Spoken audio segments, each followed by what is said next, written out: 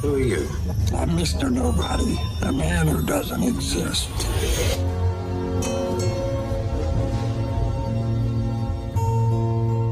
Hello friends, welcome back to the my channel. दोस्तों, video शुरू करने से पहले आप सभी लोगों को नए साल की हार्दिक शुभकामनाएं और मैं आशा करता हूं कि आप सभी लोगों के लिए ये नया साल ढेर सारी खुशियां लेकर के आए। आज मैं आप लोगों के लिए एक बेहतरीन एकदम अलग तरह की मूवी मिस्टर नोबडी एक्सप्लेन करूंगा, जिसे 2009 में रिलीज किया गया था। इस मूवी का कॉन्सेप्ट काफी ज्यादा अलग है, जिसमें हमें दिखाया गया है कि हमारे द्वारा लिए गए फैसले किस तरीके से हमारी पूरी जिंदगी पर इम्पैक्ट डालते हैं, क्योंकि हर किसी की जिंदगी में एक ऐसा वक्त आता है जब उन्हें कुछ महत्वपूर्ण डिसीजन लेने होते हैं। वहीं एक सही डिसीजन आपकी पूरी लाइफ को बेटर बना सकता है, वहीं एक खराब डिसीजन आपकी पूरी लाइफ को बर्बाद भी कर सकता है। कुछ इसी तरह की कॉन्सेप्ट हमें इस मूवी में देखने को मिलती है। वहीं एक्सप्लेनेशन शुरू करने से पहले मैं आपको बता दूं कि आप इस वीडियो को बहुत ही ध्यान से देखिएगा, क्योंकि इस मूवी में कई ऐसी टाइमलाइंस हैं जो आपको कंफ्यूज कर सकती हैं, क्योंकि कहानी कई बार पास्ट, प्रेजेंट और फ्यूचर में अपने आप ही स्विच हो जाती है। तो चलिए ज्यादा समय ना गुजारते हुए शुरू करते हैं आज के एक्सप्लेनेशन को।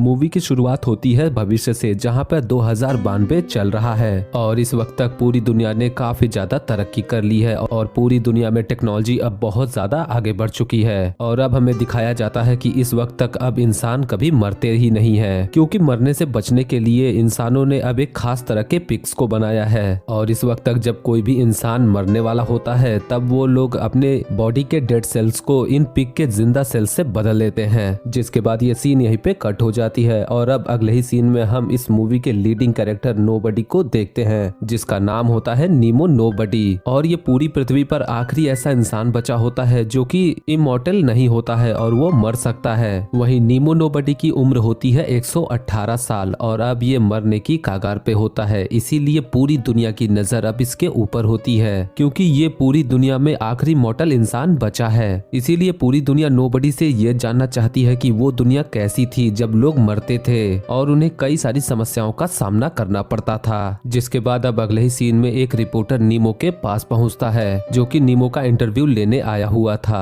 पर यहाँ पे परेशानी वाली बात तो ये होती है कि बहुत अधिक बूढ़ा होने की वजह से अब नीमो की याददाश्त काफी ज्यादा कमजोर हो चुकी थी, इसीलिए उसे अपने जिंदगी की कोई भी याद नहीं होती है। इसीलिए वहाँ पर एक साइकेट्रिस्ट को भेजा जाता है, जो कि अपने हिप्नोसिस के जरिए नीमो को सब कुछ याद दिलाने की कोशिश करता है और उसे काफी कुछ याद आ जाता है। अब यहाँ पे नीमो अपने बारे में बताना शुरू करता है और अब वो रिपोर्टर को बताता है कि इस दुनिया में जन्म लेने से पहले जब हम स्वर्ग में होते हैं तब हमारे पास ऐसी ताकत होती है कि हम अपना भविष्य देख सकते हैं। और माँ के गर्भ में जाने से पहले वहाँ पर एंजल ऑफ ओब्लिवियंस आती हैं, जो कि उनके लिप्स के ऊपर हाथ रख देती हैं, जिसकी वजह से उनकी ये शक्ति पूरी तरीके से खत्म हो जाती है। और अब हमें दिखाया जाता है कि एंजल ऑफ ओब्लिवियंस नीमो के साथ ये करना भूल जाती है, जिसकी वजह से नीमो जब अपने घर में जन्म लेता है तब उसके पास आज भी ऐसी शक्तियां होती हैं कि वो अपना भविष्य देख सकता है और इसके बारे में वो अपने मम्मी पापा और अपने आसपास के लोगों को बताने की कोशिश करता है, पर कोई भी उसका विश्वास नहीं मानता है। और अब धीरे धीरे समय बीतता है और अब नीमो 9 साल का हो चुका था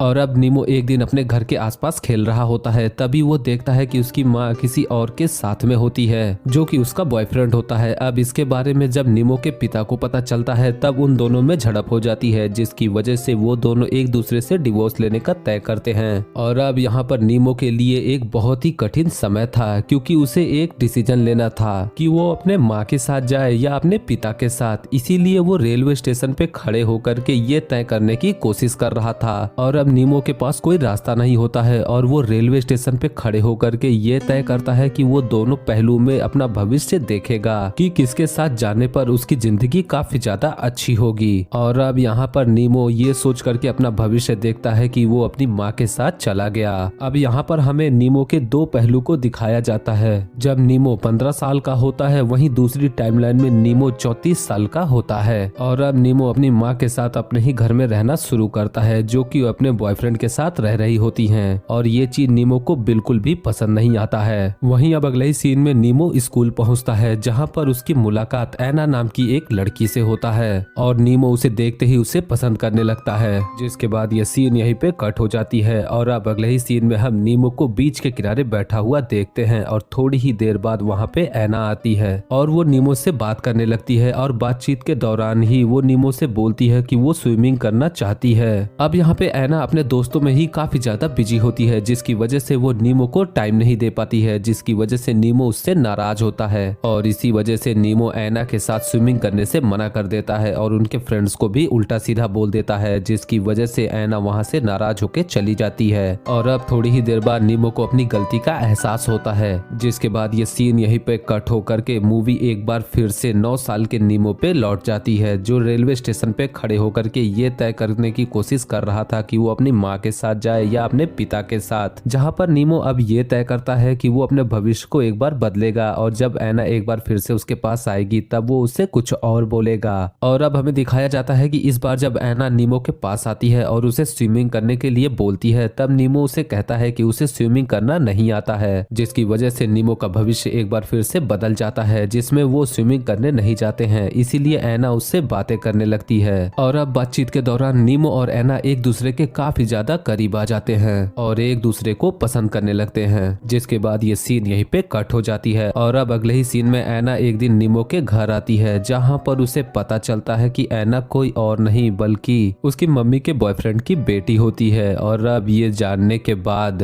नीमो काफी ज्यादा परेशान हो जाता है, पर उसके पास कोई रास्ता नहीं होता है। और अब एना और नीमो एक साथ ही एक ही घर में रहने लगते हैं और उनके बीच में करीबियां और ज्यादा बढ़ जाती हैं। पर कुछ महीने बीतने के बाद एक दिन उसकी मम्मी और उनके बॉयफ्रेंड में कुछ अनबन हो जाती है, जिसकी वजह से अब वो दोनों एक दूसरे से अलग हो जाते हैं, जिसकी वजह से अब एना के पिता एना को लेकर के न्यूयॉर्क शिफ्ट हो जाते हैं और अब नीमो एक बार फिर से अकेला हो जाता है। जिसके बाद कहानी कई साल आगे मुड़ जाती है और अब हम देखते हैं कि नीमो अब 34 साल का हो चुका है और वो एना को आज भी पसंद करता होता है और उसे ढूंढने की कोशिश करता है। इसीलिए वो एना को ढूंढने के लिए सीधे न्यूयॉर्क पहुंच जाता है और न्यूयॉर्क आने के बाद वो एक स्विमिंग पूल में जॉब कर लेता है, क्योंकि नीमो को अच्छे से पता होता है कि एना को स्विमिंग करना काफी ज्यादा पसंद है और एक दिन वो स्विमिंग करने के लिए शायद यहाँ पर आ जाए। और अब नीमो अपना सारा समय उसी स्विमिंग पूल के पास बैठ करके बिताता है कि शायद एना वहाँ पर आ जाए, पर वो कभी नहीं आती है। पर एक दिन जब नीमो रेलवे स्टेशन पर होता है तब थोड़ी देर के लिए उसकी मुलाकात एना से होती है और अब नीमो और एना एक दूसरे से मिलकर के काफी ज्यादा खुश होते हैं। तभी एना नीमो को अपना नंबर देती है और वो उससे बोलती है कि वो लाइट हाउस पर उससे आकर के मिलेगी। पर आज नीमो की किस्मत खराब होती है, क्योंकि उसी वक्त बारिश होने लगती है और बारिश की कुछ बूंदें सीधे उसके मोबाइल नंबर पे आकर के गिर जाती हैं, जिसकी वजह से एना का नंबर मिट जाता है। और ये देख करके नीमो बहुत ही ज्यादा दुखी हो जाता है। अब उसके पास कोई रास्ता नहीं होता है, इसीलिए वो एना से मिलने के लिए हर रोज लाइट हाउस पे बैठ करके उसके आने का इंतजार करता है, लेकिन एना लाइट हाउस पे नहीं आती है। जिसके बाद ये सीन यहीं पे कट होकर के एक बार फिर से 9 साल के नीमो पे वापस आ जाती है, जो कि रेलवे स्टेशन पे खड़े होकर के ये सारी चीजें सोच रहा था। और अब एना के ना मिलने की वजह से वो अपने भविष्य के साथ कुछ फेरबदल करता है और उसे ठीक करने की कोशिश करता है और इस बार के देखे हुए भविष्य में उसे एना मिल जाती है, जिससे उसकी शादी हो जाती है और उसके बच्चे भी होते हैं। और इस भविष्य में वो एक टीवी एंकर होता है और वो एना के साथ एक अच्छी लाइफ जी रहा होता है। पर एक सुबह जब नीमो अपने काम से लौट रहा होता है तभी उसके कार के शीशे से कोई चिड़िया आकर के टकरा जाती है, जिसकी वजह से उसकी कार डिसबैलेंस होकर के एक झील में गिर जाती है, जिसकी वजह से नीमो की वहीं पे मौत हो जाती है। जिसके बाद ये सीन कट होकर के फिर से 9 साल के नीमो पे आ जाती है और अब यहाँ पे नीमो काफी ज्यादा कंफ्यूज होता है, क्योंकि वो अपना भविष्य ये मान करके देख चुका होता है कि वो अपनी माँ के साथ जाता है तो उसके साथ क्या क्या होगा। और अब यहाँ से नीमो ये सोच करके अपना भविष्य देखना शुरू करता है कि वो अपने पिता के साथ जाएगा तो उसके साथ क्या होगा। और अब इस भविष्य में हम देखते हैं कि नीमो अपने पिता के साथ रहने लगा, पर उनकी तबीयत खराब होने के कारण अब नीमो को अपने पिता की देखभाल करनी होती है। वहीं दूसरी तरफ अपना घर चलाने के लिए उसे नौकरी भी करनी होती है और इन सभी के साथ नीमो अपने लिए एक साइंस फिक्शन किताब लिख रहा होता है, जो कि मंगल ग्रह पे जाने के बारे में होती है। और अब अगले ही सीन में नीमो अपने कॉलेज पहुंचता है, जहां पर कोई डांस पार्टी चल रही थी। वहां पर उसकी एक बैचमेट होती है जिसका नाम एलिस होता है और उसी डांस पार्टी के दौरान ही एलिस की अपने बॉयफ्रेंड के साथ झड़प हो जाती है, जिसकी वजह से वो नाराज होकर के बाहर आ जाती है। और बाहर आने पर उसकी मुलाकात एक बार नीमो से होती है और वो दोनों एक दूसरे से बात करने लगते हैं, जिसकी वजह से नीमो को एलिस अब पसंद आने लगती जाती है। और अब ये सब कुछ देखने के बाद नीमो तय करता है कि वो एलिस को प्रपोज करेगा। इसीलिए वो अगली सुबह एक लव लेटर लिख करके एलिस के घर पहुंचता है उसे देने के लिए। पर वहां पहुंच करके वो देखता है कि एलिस अपने पुराने बॉयफ्रेंड के साथ होती है और ये देख करके नीमो बहुत ही ज्यादा गुस्सा हो जाता है, जिसकी वजह से वो वहां से तुरंत निकल जाता है। और अब गुस्से में नीमो बहुत ही तेज गाड़ी चला रहा होता है, जिसकी वजह से नीमो का बुरी तरह से एक्सीडेंट हो जाता है। और जब उसकी आंख खुलती है तब वो अपने आप को हॉस्पिटल में पाता है। और अब नीमो देखता है कि उसकी पूरी बॉडी पैरालाइज हो चुकी थी। और ये सब कुछ देख करके नीमो बुरी तरह से निराश हो जाता है। जिसके बाद ये सीन यहीं पे कट होकर के कहानी एक बार फिर से 9 साल के नीमो पर आ जाती है। और एक बार फिर से 9 साल का नीमो अपने भविष्य में बदलाव करता है और ये तय करता है कि जब वो एलिस को लव लेटर देने जाएगा तब वो गुस्सा के वहां से जाने के बजाय वो चुपचाप उससे बातें करेगा। इसीलिए इस बार नीमो उसे लव लेटर दे देता है और उससे बोलता है कि वो उससे बहुत प्यार करता है। जिसके बाद अब अगले ही सीन में नीमो और एलिस की शादी हो जाती है। वो लोग एक दूसरे के साथ अपनी जिंदगी गुजार रहे होते हैं। पर एक सुबह जब वो दोनों गाड़ी से कहीं जा रहे होते हैं तभी उनका एक्सीडेंट हो जाता है, जिसकी वजह से एलिस की वहीं पे मौत हो जाती है। जिसके बाद अब अगले ही सीन में नीमो एलिस की अस्थियों को लेकर के मंगल ग्रह पे जाने का तय करता है, क्योंकि एक समय एलिस ने नीमो से कहा होता है कि अगर वो मर जाती है तो क्या वो उसकी अस्थियों को मंगल तक ले जाएगा। और इसी वादे को निभाने के लिए नीमो मंगल ग्रह पर एलिस की अस्थियों को ले जाता है। और अस्थियों को मंगल ग्रह पर रखने के बाद जब नीमो अपने पृथ्वी पे वापस लौट रहा होता है तब थोड़ी देर के लिए उसकी मुलाकात ऐना से होती है। पर वहाँ पे नीमो उससे ज्यादा बातें नहीं कर पाता है। और जब वो पृथ्वी पे वापस लौट रहे होते हैं तब कोई एस्टेरॉयड उनके स्पेसशिप से टकरा जाता है, जिसकी वजह से वो सारे लोग वहीं पे मारे जाते हैं। जिसकी वजह से ये कहानी भी यहीं पे खत्म हो जाती है। अब एक बार फिर से सीन वहीं पे 9 साल के नीमो पे लौट आती है। जिसके बाद नीमो एक बार फिर से अपने भविष्य के साथ बदलाव करता है और इस बार हमें दिखाया जाता है कि नीमो और एलिस की शादी हो चुकी है और उसके 3 बच्चे होते हैं। पर इस जिंदगी में एलिस को बॉर्डरलाइन पर्सनालिटी डिसऑर्डर की बीमारी हो जाती है, जिसकी वजह से नीमो बहुत ही ज्यादा दुखी रहने लगता है। दरअसल इस बीमारी में लोग अपनी फैमिली और रिलेशनशिप को लेकर के काफी ज्यादा डिप्रेस रहते हैं। और अब इसी डिप्रेशन की वजह से एलिस को अपने पुराने बॉयफ्रेंड की याद आने लगती है। इसीलिए वो एक दिन बिना बताए घर से अपने पुराने बॉयफ्रेंड को ढूंढने के लिए निकल जाती है। और अब एक बार फिर से 9 साल का नीमो, जो कि रेलवे स्टेशन पे खड़े होकर के ये सारी कहानी सोच रहा होता है, वो फिर से अपने फ्यूचर में बदलाव करता है और वो इस बार एक नए भविष्य को देखता है जिसमें वो एक टीवी एंकर होता है। और इस बार हमें दिखाया जाता है कि जैसे एक बार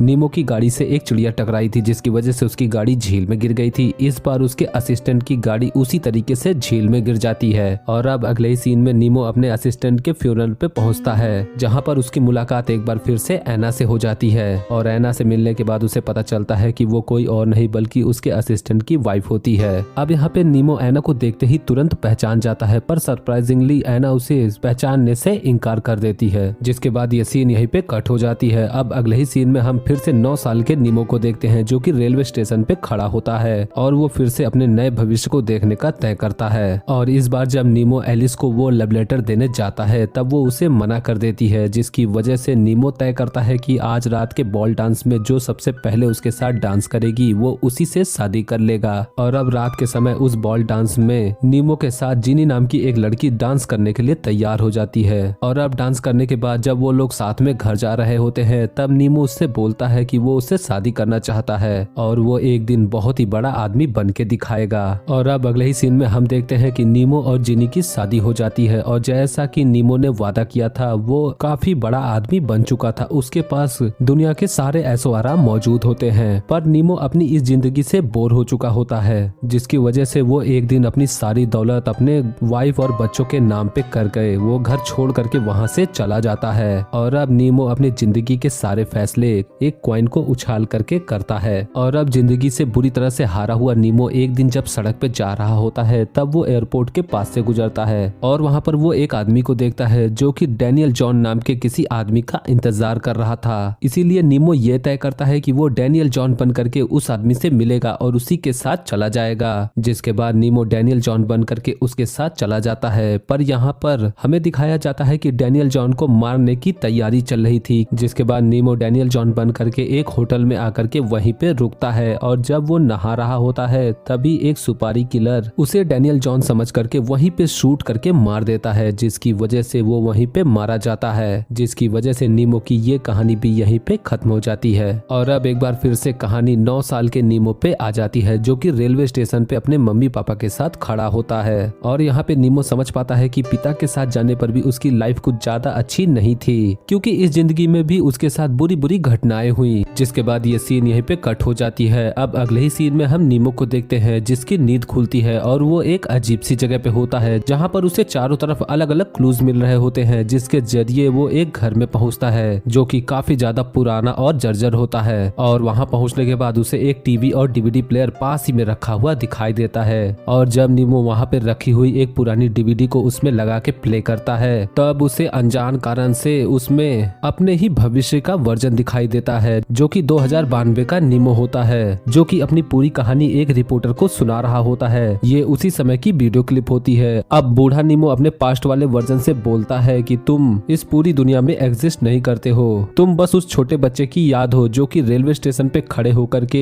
ये डिसाइड करने की कोशिश कर रहा है कि वो अपने पिता के साथ जाए या अपनी माँ के साथ। अब यहाँ पे बूढ़ा नीमो अपने पास्ट वाले वर्जन को बताता है कि तुम्हें इस वक्त तक यानी 2092 तक जिंदा रहना होगा। अब दोस्तों इस पल तक इस वीडियो में जितनी भी थ्योरीज दिखाई गई वो शायद आपके समझ में नहीं आई होंगी, इसीलिए मैं कोशिश करूंगा वीडियो के अंत में इसे सुलझाने के लिए। जिसके बाद ये सीन यहीं पे कट होकर के मूवी फिर से 2092 में लौट आती है, जहाँ पे हम बूढ़े नीमो को देखते हैं जो कि रिपोर्टर को अपनी पूरी कहानी बता रहा था। और अब ये सारी कहानी सुनने के बाद रिपोर्टर बुरी तरह से हैरान हो जाता है। और अब बुरी तरह से परेशान रिपोर्टर नीमो से सवाल करता है कि ऐसा कैसे हो सकता है कि आपने अपनी एक ही जिंदगी में कई जिंदगी को जिया और आप अपनी हर जिंदगी में मारे गए, तो आज आप यहाँ पे जिंदा कैसे हैं? वहीं दूसरी तरफ रिपोर्टर नीमो से सवाल करता है कि क्या मौत के बाद भी जिंदगी एग्जिस्ट करती है और क्या मरने के बाद इंसानी जिंदगी का कोई वजूद रहता भी है या नहीं। और अब रिपोर्टर की यह बात सुनने के बाद नीमो उससे बोलता है कि मौत और जिंदगी की बात बाद में करेंगे, पहले तुम मुझे ये बताओ कि क्या तुम एग्जिस्ट करते हो, क्या तुम्हारा कोई अस्तित्व है। जहाँ पे नीमो उससे बताता है कि ये तुम्हारी दुनिया बिल्कुल भी असली नहीं है और तुम एग्जिस्ट नहीं करते हो।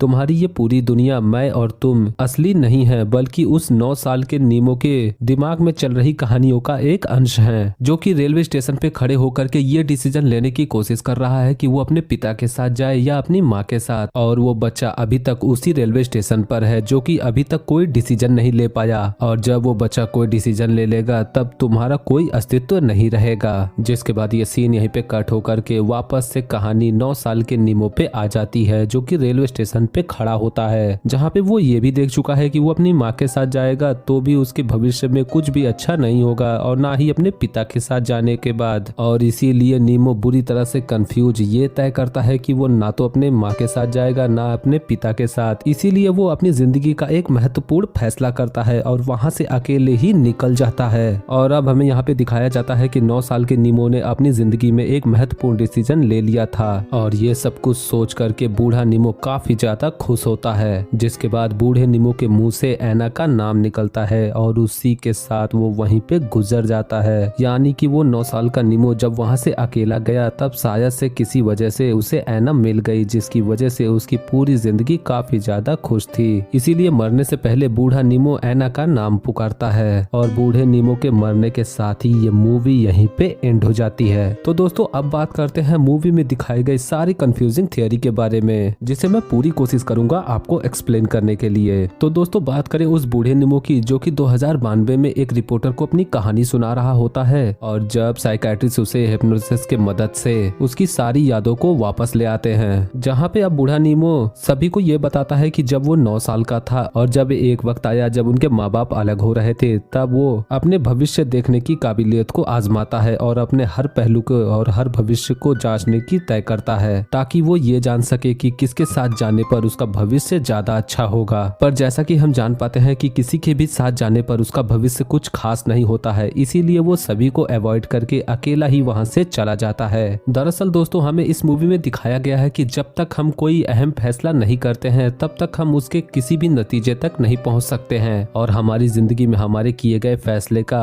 एक बड़ा इम्पैक्ट हमारी लाइफ के ऊपर पड़ता है। क्योंकि हर किसी की जिंदगी में एक ऐसा वक्त आता है जब उन्हें कुछ महत्वपूर्ण डिसीजन लेने होते हैं, क्योंकि आपके द्वारा लिया गया एक सही डिसीजन आपकी लाइफ को काफी ज्यादा बेटर बनाता है, वहीं एक खराब डिसीजन आपकी पूरी लाइफ बर्बाद कर देगा। वहीं मूवी का सबसे कंफ्यूजिंग सवाल कि अगर उस 9 साल के नीमो ने, जो कि रेलवे स्टेशन पे खड़ा है, वो अभी तक कोई डिसीजन नहीं ले पाया तो आखिर बूढ़ा नीमो कौन है, जो कि 2092 में होता है। तो दोस्तों यहाँ पर जो 9 साल का नीमो होता है, जो कि रेलवे स्टेशन पे खड़े होकर के ये सोचता है कि वो अपने माँ के साथ जाए या अपने पिता के साथ, बूढ़ा नीमो इसी का फ्यूचर वर्जन होता है। इसीलिए अगर आपको याद होगा तो बूढ़ा नीमो 2092 में उस रिपोर्टर से बोलता है कि तुम्हारा और मेरा कोई अस्तित्व नहीं है और हम सब उस बच्चे की बस एक याद है, जो कि रेलवे स्टेशन पे खड़े होकर के एक डिसीजन लेना चाहता है। और जब वो बच्चा अपनी लाइफ में कोई डिसीजन ले लेगा तब हमारा अस्तित्व पूरी तरीके से खत्म हो जाएगा। दरअसल दोस्तों इस मूवी में हमें यूनिवर्स की 2 फेमस थियरी को दिखाया गया है, जिसमें एक है बिग बैंग, वहीं दूसरा है बिग क्रंच, जिसे हम सिंगुलैरिटी भी बोलते हैं। और जैसा कि हम जानते हैं कि यूनिवर्स की शुरुआत में इस दुनिया में कुछ भी नहीं था और जब बिग बैंग हुआ तब ये पूरा यूनिवर्स तेजी से फैलने लगा, जिसकी वजह से हमारी ये पूरी दुनिया बनी। पर ये फैलाव हमेशा के लिए ऐसा ही नहीं रहेगा और एक वक्त ऐसा आएगा जब ये फैलाव पूरी तरह से रुक जाएगा और वापस से पूरा यूनिवर्स सिकुड़ने लगेगा और उसी बिंदु पे आकर के सब कुछ खत्म हो जाएगा। दरअसल इस पूरे यूनिवर्स की थियरी को नीमो के दिमाग से जोड़ा होता है, क्योंकि अगर आपने ध्यान दिया होगा जब नीमो अपनी जिंदगी में अहम फैसले ले रहा होता है तब टाइम आगे की तरफ चल रहा होता है। वहीं मूवी के आखिर में जब वो एक महत्वपूर्ण डिसीजन ले लेता है और वहां से अकेला ही चला जाता है और आगे जाने पर जब ऐना उससे मिल जाती है तब उसका पूरा समय वापस से रिवर्स होने लगता है। तो दोस्तों आई होप आपको ये वीडियो पसंद आया होगा। वीडियो अच्छी लगी हो तो वीडियो को लाइक और चैनल को सब्सक्राइब जरूर करें। वहीं अगर आप साईफाई मूवीज के शौकीन हैं और इसी तरह की और भी एक्सप्लेनेशन देखना चाहते हैं तो इसके प्लेलिस्ट का लिंक आपको आई बटन और डिस्क्रिप्शन में मिल जाएगा, आप वहां से वो वीडियो जरूर चेकआउट करें। मिलूंगा आपसे अगली वीडियो में और आज की वीडियो में बस इतना ही। वीडियो अच्छा लगे तो वीडियो को लाइक और शेयर जरूर करें और आने वाली वीडियोस की नोटिफिकेशन पाने के लिए हमारे चैनल को जरूर सब्सक्राइब करें।